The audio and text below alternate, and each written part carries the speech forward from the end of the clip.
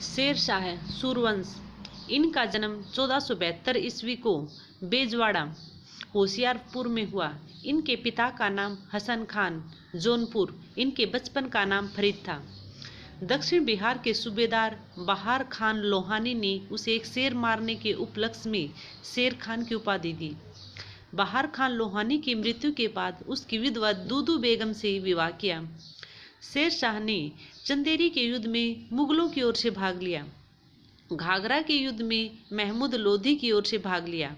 1529 ईस्वी में बंगाल के नुसरत शाह को पराजित करके हजरते आला की उपाधि ग्रहण की। 1532 ईस्वी में दोहरिया के युद्ध में महमूद लोधी का साथ दिया। चौसा का युद्ध 1539 ईस्वी तथा कन्नौज बिलग्राम के युद्ध के उपरांत 1540 ईस्वी में उत्तर भारत में सूरवंश अथवा द्वितीय अफगान साम्राज्य की स्थापना की। उत्तर पश्चिमी सीमा की सुरक्षा के लिए रोहतासगढ़ नामक एक किला बनवाया। 1544 ईस्वी में मारवाड़ के शासक मालदेव पर आक्रमण किया। जैता और कुप्पा इसी युद्ध से संबंधित दो प्रसिद्ध राजपूत वीर हैं।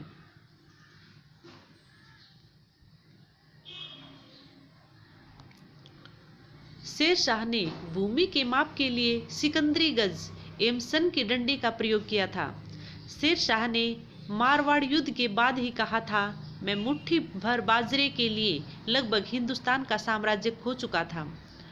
कालिंजर पर अंतिम अभियान के दौरान उक्का नामक आग्नेयास्त्र चलाते समय उनकी मृत्यु हो गई। संपूर्ण बंगाल को सरकारों में बांटकर प्रत्येक को एक सिकदार के नियंत्रण में दे दिया।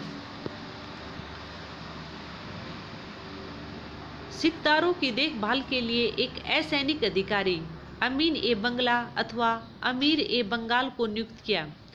सर्वप्रथम काजी फजीलात इस पद पर आसीन हुआ। शेर शाह ने चांदी का रुपया सर्वप्रथम चलवाया था। चांदी के रुपये एवं तांबे के दाम का अनुपात 64:1 था। इसके काल में सिक्के डालने की 23 टकसालें थी।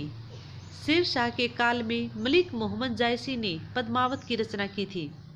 शेर शाह ने अपना मकबरा सासाराम में बनवाया तथा पाटलिपुत्र को पटना नाम दिया। Thank you.